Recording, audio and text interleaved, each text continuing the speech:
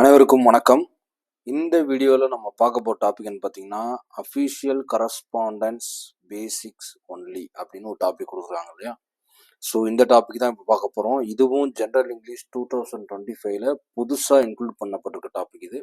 So இந்த டாப்பிக்கை பொறுத்த வரைக்கும் கம்ப்ளீட் நோட்ஸ் குரூப் 2க்கு ரெடி பண்ணியாச்சு. ஸோ இதை ஓவராலாக படிச்சினாலே போதும், 99.9% ஆன்சர் பண்ணிடலாம். ஓகேவா. ஸோ இந்த அஃபிஷியல் கரஸ்பாண்டன்ஸ்னால் என்ன அப்படின்னா, ஆல்ரெடி நான் ஏற்கனவே சொன்ன மாதிரி administrative term, general term, official correspondence, இது எல்லாமே ஒட்டு மொத்தமாக ஒரே வார்த்தையில் சொன்னோம்னா இது ஒரு டிபார்ட்மெண்ட் சம்மந்தப்பட்ட அஃபிஷியல் ரிலேட்டடான விஷயங்கள் மட்டும்தான். ஓகேவா. ஸோ இந்த அஃபிஷியல் கரஸ்பாண்டன்ஸில் என்னென்னலாம் இருக்குது, என்னென்னலாம் இன்க்ளூட் ஆகுதுங்கிறத பாருங்கள். டிஎன்பிஎஸ்சி குரூப் 2ஓட அஃபிஷியல் கரஸ்பாண்டன்ஸ் பார்க்கலாம். ஃபர்ஸ்ட் டெஃபினேஷன் பாருங்கள். Official correspondence refers to formal communication between government officials, departments, and organizations. It includes letters, memos, circular notice, reports, and emails for administrative purposes. Official correspondence-நால என்ன அப்படின்னா, அது ஒரு formal communication. யார் யாருக்கு இடைப்படல இருக்க ஃபார்மல் கம்யூனிகேஷனா, கவர்மெண்ட் ஆஃபீஸஸ்க்கு இடைப்படல, டிபார்ட்மெண்ட்ஸ் இடைப்படல, அண்ட் ஆர்கனைசேஷன்ஸ் இடைப்படல உள்ள ஒரு ஃபார்மல் கம்யூனிகேஷன் தான் அஃபிஷியல் கரஸ்பாண்டன்ஸ் அப்படிங்கிறது. ஓகேவா.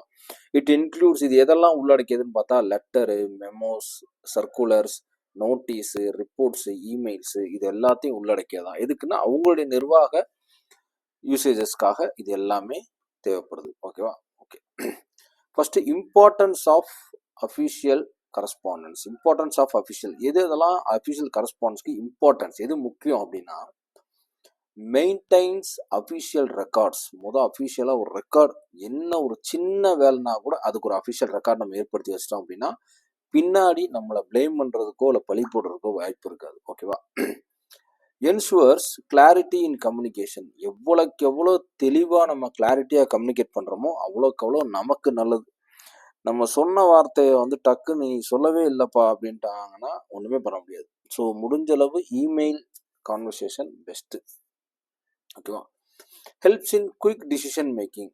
ஸோ இம்மீடியட்டாக சீக்கிரமாக முடிவெடுக்க தெரியும். ரெடியூசஸ் மிஸ்கம்யூனிகேஷனை முடிஞ்ச அளவு இல்லை எப்போயுமே குறைச்சிக்கணும். Improves transparency and accountability. எல்லா ஒரு விஷயத்துக்கும் டிரான்ஸ்பரன்சி அக்கௌண்டபிலிட்டி வச்சுக்கிறது நல்லது. முடிஞ்ச அளவு வெளிப்படைத்தன்மையாக இருந்துடணும். என்னால் இது முடியுங்க, இது முடியாதுங்க, அவ்வளோதான். அப்படி இருந்துட்டோம் அப்படின்னா மேக்சிமம் பிரச்சனைகள் வராது எங்கேயுமே. ஓகேவா. அடுத்த டைப்ஸ் ஆஃப் அஃபிஷியல் கரஸ்பாண்டன்ஸ். என்னென்ன மாதிரி டைப்ஸ் எல்லாம் இருக்குன்னு பாருங்க. ஃபர்ஸ்ட் லெட்டர் மூலியமா நம்ம கம்யூனிகேட் பண்றது என்ன மீனிங் கொடுக்கும்னா, formal communication between officials and departments. So இது ஒரு ஃபார்மல் கம்யூனிகேஷன். மெமோஸ் அப்படிங்கிறது internal communication within an organisation. அந்த ஆர்கனைசேஷனுக்குள்ளே ஒரு இன்டர்னலாக கம்யூனிகேட் பண்ணிக்கிறது இல்லையா, அதுக்கு பிறகு தான் மெமோஸ் அப்படின்னு சொல்றது. ஓகேவா. வித்தின் அன் ஆர்கனைசேஷன் அப்படிங்கிறது. ஓகேவா. ஓகே. அடுத்து பார்த்தீங்கன்னா நோட்டீசஸ் அப்படின்னாலே பப்ளிக் ஆர் இன்டர்னல் அனௌன்ஸ்மெண்ட். பப்ளிக்குக்கும் நோட்டீஸ் கொடுத்து அனௌன்ஸ் பண்ணலாம், இன்டர்னலாகவும் நோட்டீஸ் கொடுத்து அனௌன்ஸ்மெண்ட் பண்ண முடியும். நோட்டீஸ் போர்டு ஒன்று வச்சிருப்பாங்கல்ல, அதோட பர்பஸாக தான். அடுத்த சர்க்குலர்ஸ்னா என்ன, sent to multiple recipients with the same information. எல்லாத்துக்கும் ஒரே விஷயத்த நிறைய விதமான வாடிக்கையாளர்களுக்கு கொடுத்து அனுப்பி சர்க்குலேட் பண்ணுங்கன்னு சொல்றது, அதான் சர்க்குலர் அப்படிங்கிறது. ரிப்போர்ட் அப்படிங்கிறது என்ன அப்படின்னா, summarises finding, decision or official progress. Report அப்படின்னா நம்ம என்னென்ன செஞ்சுருக்கோம், என்ன பண்ணியிருக்கோம், என்ன முடிவில் எடுக்கப்பட்டுச்சு, அஃபிஷியல் என்ன நடந்துச்சு, இதெல்லாம் சம்மரைஸ் பண்ணி டீட்டெயிலாக இல்லாமல் சம்மரைஸ் பண்ணி ரிப்போர்ட் ரெடி பண்ணி ரிப்போர்ட் அப்படிங்கிறது.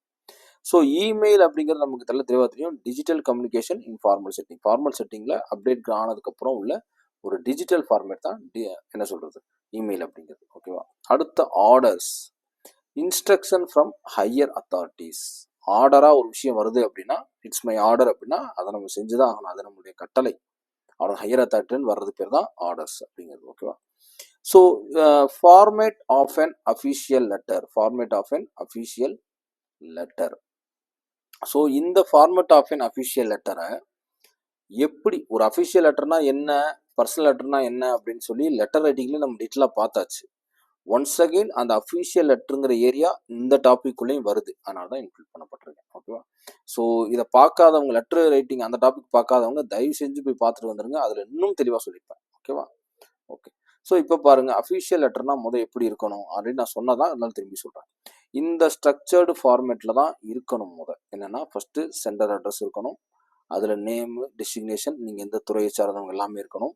அதுக்கு கீழே டேட் இருக்கணும், என்னைக்கு எழுதுறீங்களோ அன்னைக்கு டேட் இருக்கணும். ரிசீவர் அட்ரஸ், யாருக்கு அனுப்புறீங்களோ அவங்க பேர், டெசிக்னேஷன் டிபார்ட்மெண்ட் இருக்கணும்.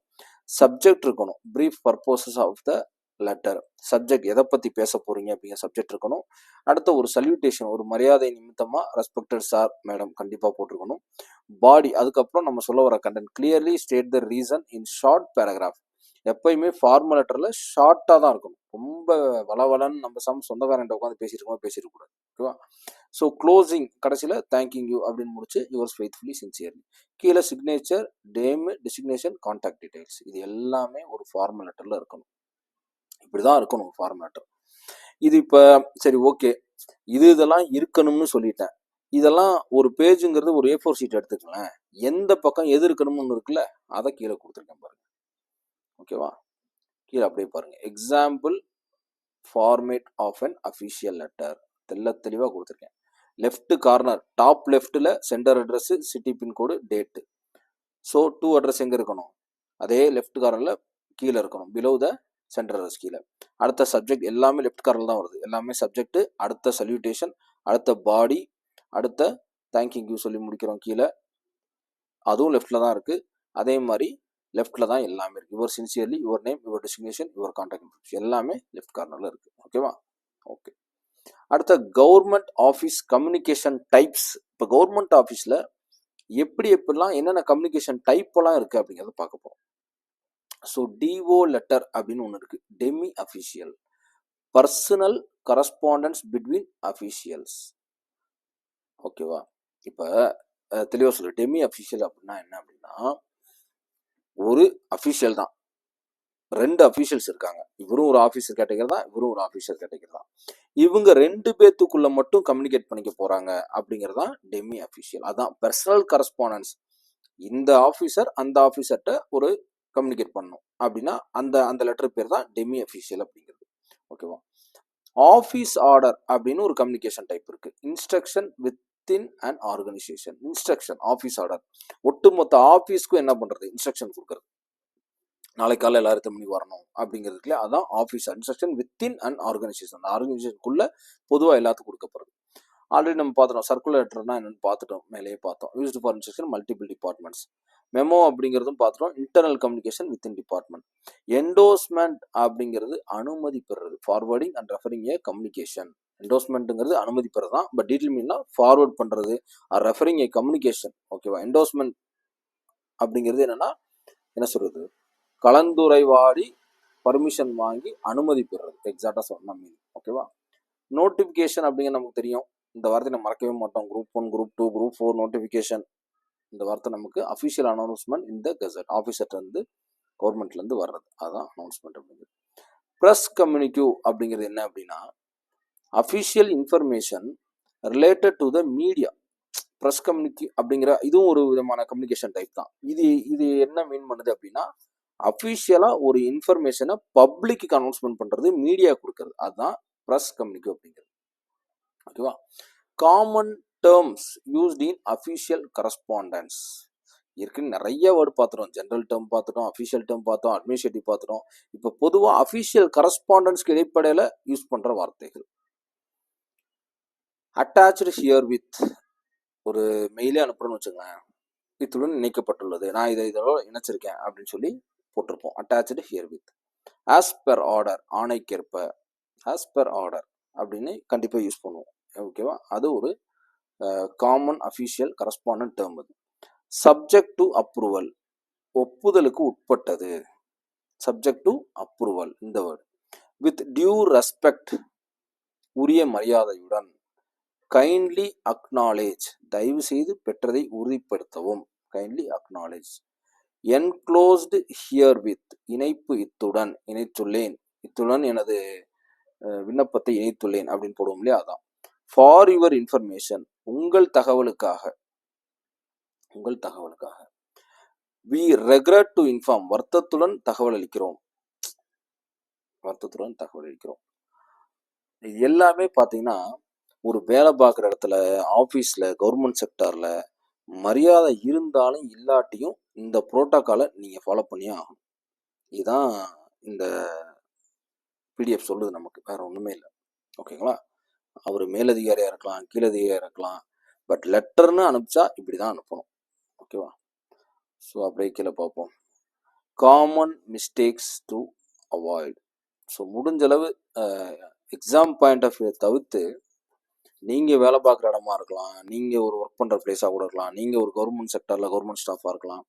ஸோ இந்த மாதிரி இடத்துல நம்ம சில மிஸ்டேக்ஸ் அவாய்ட் பண்ணிக்கணும். என்ன அப்படின்னா, யூஸிங் இன்ஃபார்மல் லாங்குவேஜை முடிஞ்சளவு அவாய்ட் பண்ணிக்கணும். ஹே ஹவர் யூ அப்படிங்கிறதெல்லாம் வச்சுக்கவே கூடாது. Skipping proper salutation, dear sir madam is required. கண்டிப்பாக ப்ராப்பரான சல்யூட்டேஷன் கண்டிப்பாக இருக்கும். Dear sir madam is required. Not specifying the subject clearly, not specifying the subject clear. முடிஞ்ச அளவு கிளாரிட்டியாகவும் கிளவராகவும் பேச கற்றுக்கணும். ஓகேவா? Making the letter too lengthy, வளன்னு எப்போவுமே லெட்டரை எழுதவே கூடாது. யூஸிங் இன்கரெக்ட் அஃபிஷியல் டேர்ம்ஸ், தெரிலனா கூட பரவாயில்ல, தப்பான வார்த்தைகளை பயன்படுத்திடக்கூடாது. ஓகேவா? ஓகே. அடுத்து பார்த்தீங்கன்னா, difference between official and personal communication. சரி, அஃபிஷியல் கரஸ்பாண்டன்ஸ்க்கும் பர்சனல் கரஸ்பாண்டன்ஸ்க்கும் என்ன டிஃப்ரென்ஸ் இருக்குன்னு பாருங்க. So first tone. அஃபிஷியல் கரஸ்பாண்டன்ஸில் ஃபார்மல் அண்ட் ப்ரொஃபஷனல் ரெண்டும் கம்பல்சரி இருக்கணும். இங்கே பர்சனல் கரஸ்பாண்டன்ஸில் இன்ஃபார்மலாகவும் ஃப்ரெண்ட்லியாகவும் இருக்கலாம். இதோட பர்பஸ் என்ன? இந்த அஃபிஷியல் கரஸ்பாண்ட் எங்கெல்லாம் பயன்படும்? Government, business use. இது பர்சனல் கம்யூனிகேஷனில் பயன்படும். இது ஃபார்மேட் இது ஒரு நிலைநிறுத்தப்பட்ட ஃபார்மேட், ஸ்ட்ரக்சர் வச்சுருக்காங்க, இப்படி தான் ஃபாலோ பண்ணணும். இங்கே அப்படிலாம் ஒன்றும் கிடையாது. நீங்கள் யாரும் உங்களுக்கு பெருசாக கொஸ்டின் ரைஸ் பண்ண போகிறதில்ல. இங்கே பார்த்தீங்கன்னா, அஃபிஷியல் கரஸ்பாண்டன்ஸில் என்னென்னலாம் லெட்டர், மெமோ, நோட்டீஸு இதெல்லாம் நம்ம யூஸ் பண்ணிக்கலாம். இங்கே பர்சனலில் மெயிலு, லெட்டர்ஸ் இது எல்லாமே யூஸ் பண்ணிக்கலாம். ஓகேவா? ஆனால் என்னுடைய அனுபவத்தில் என்னென்னா, மெயில் தான் ரொம்ப ரொம்ப பெட்டர் ஆப்ஷன். ஏன்னா லெட்டர் அனுப்புனாலும் வரலன்னு சொல்கிறதுக்கு வாய்ப்பு இருக்குது. நம்ம அக்னாலஜ்மெண்ட்டோட வச்சு அனுப்பணும். அப்படி அனுப்பிச்சோம்னா நோட் எல்லாத்தையுமே, அதாவது சொன்ன வார்த்தையை இல்லைன்னு சொல்ல முடியும், கொடுத்த லெட்டரையும் இல்லைன்னு சொல்ல முடியும். ஆனால் மெயிலை இல்லைன்னு சொல்லவே முடியாது. ஓகேவா? மெயில் அனுப்புனதை நம்ம ப்ரூஃப் எவிடன்ஸாக அதை நம்ம வச்சுக்க முடியும். லெட்டரை ஒரு என்ன சொல்கிறது, ஒரு பொருளாக கையில் வச்சுட்டே இருக்க முடியாது, நோட்டீஸையும் வச்சுட்டே இருக்க முடியாது. வார்த்தை சொன்ன அடுத்த நிமிஷமே இந்த உலகம் இல்லைன்னு சொன்னிச்சுன்னா ஒன்றும் பண்ண முடியாது. ஓகேவா? ஸோ பர்சனல் மெயிலுங்கிறது எப்போவுமே சேஃப் கார்டு. என்னுடைய அனுபவத்தில் என் நண்பர் எனக்கு சொன்னது, நான் இந்த மாதிரி ஒரு இன்ஸ்டியூஷனில் ஒர்க் பண்ணும் போது இந்த மாதிரி ஒரு பாலிடிக்ஸ் நிறைய நடக்கும் இன்ஸ்டியூஷனில் மட்டும் இல்லை, கவர்மெண்ட் நீங்கள் போகிற எல்லா இடத்துலையும் பர்சனலை தாண்டி எல்லா இடத்துலையும் பாலிடிக்ஸ் நடக்கும். ஸோ அந்த பாலிடிக்ஸ்லேருந்து தப்பிக்கணும் அப்படின்னா மெயில் தான் பெட்டர் ஆப்ஷன். ஓகேவா? அடுத்த okay, model questions for TNPSC exam. So இந்த டாப்பிக்லேருந்து எப்படியெல்லாம் கேள்வி வரலாம் அப்படின்னு சொல்லி ஒரு சின்ன கொஸ்டின்ஸ்லாம் எடுத்திருக்கேன். What is the full form of DO letter? இப்போ தான் படித்தோம்னு நினைக்கிறேன். டெமின்னு ஏதோ ஆரம்பிச்சிச்சுல, demi official letter is the answer. Which of the following is an internal communication? Memo. Internal communication. இந்த மெமோங்கிறதுல என்ன ஒரு சின்ன கிளாரிட்டி வேணும்னா, இது ஒரு இன்டர்னல் கம்யூனிகேஷன். ஏதாவது தப்பு பண்ணிட்டோம்னா மெமோ கொடுப்பாங்க தெரியுங்களா, விளக்க கடிதம் அப்படின்னு பேர். ஸோ அதை தான் இந்த இடத்துல மீன் பண்ணுறாங்கன்னு நினைக்கிறேன், இன்டர்னல் கம்யூனிகேஷன் மெமோ அப்படிங்கிறது. பட் மெமோங்கிறதே நம்ம என்ன நினச்சிக்கிட்டோம் அப்படின்னா, அது ஏதோ தப்பு செய்யறதுக்கு எடுக்கிற ஆக்ஷன் மாதிரி நம்ம நினச்சிக்கிட்டோம். ஆனால் மெமோங்கிறது என்ன அப்படின்னா ஒரு இன்டர்னல் கம்யூனிகேஷன், அவ்வளோதான். இனி official letter where is the centre address mentioned?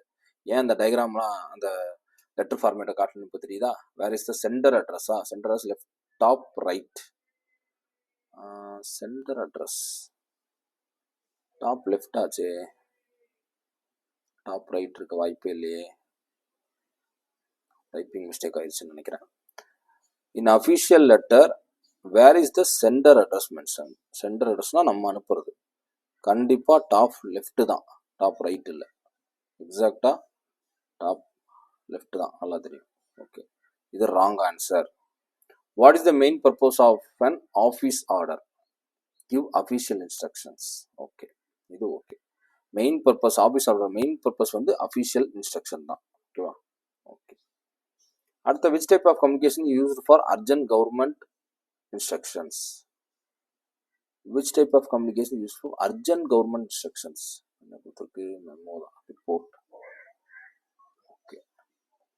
Which type of communication use for urgent government instructions? Press ரிலீஸாக இருக்கலாம் என்னை பொறுத்த வரைக்கும், இது டைப்பிங் மிஸ்டேக்கோடு இருக்கலாம். சர்க்குலர் மெமோங்கிறது இன்டர்னல் படித்தோம். ப்ரெஸ் ரிலீஸ் பண்ணால் தானே இம்மீடியட்டாக நம்ம கவர்மெண்ட் இன்ஸ்ட்ரக்ஷன் ரிசீவ் பண்ண முடியும். ஓகே, இது மைண்டில் வச்சுப்போம். ஓகே, இதை டிஸ்கஸ் பண்ணிட்டு அப்புறம் ஆன்சர் பார்த்துக்கலாம். What does enclosed herewith mean? Enclosed herewith attach document. Okay, இது ஒன்றும் பிரச்சனை இல்லை, கரெக்டாக இருக்குது. What should be avoided in official correspondence? Informal எக்ஸ்பிரஷன்ஸை அவாய்ட் பண்ணிக்கிறது நல்லது. Which document use for making public announcement? Notification நம்ம கிடைக்கிது இல்லையா, குரூப் 1 குரூப் 2 அந்த மாதிரி. So what is the purpose of press communique? Released official news to the media. Okay. Which of the following is not a part of an official letter?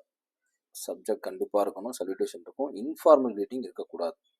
Okay, signature கண்டிப்பாக இருக்கும். Okay, இப்போ end card போட்டாச்சு. ஓகேவா, ஒரு 2 question மட்டும் நமக்கு doubt இருக்குது, அதை போய் கிளாரிஃபை பண்ணிட்டு வருவோம். இதுதான். Which type of communication is used for urgent government instructions? Okay, memo தான் கரெக்டான ஆன்சர்ங்கிறது புரியுது எனக்கு. ஏன்னா அர்ஜென்ட் கவர்மெண்ட் இன்ஸ்ட்ரக்ஷன்ஸ், ஏன்னா ப்ரெஸ் ரிலீஸ்க்கு தான் நமக்கு இன்னொரு மீனிங் கொடுக்குறாங்கல்ல, மீடியான்னு சொல்லி இந்த இடத்துல படித்தோம் இல்லையா. ப்ரெஸ் ரிலீஸ் பற்றி தான். What is the purpose?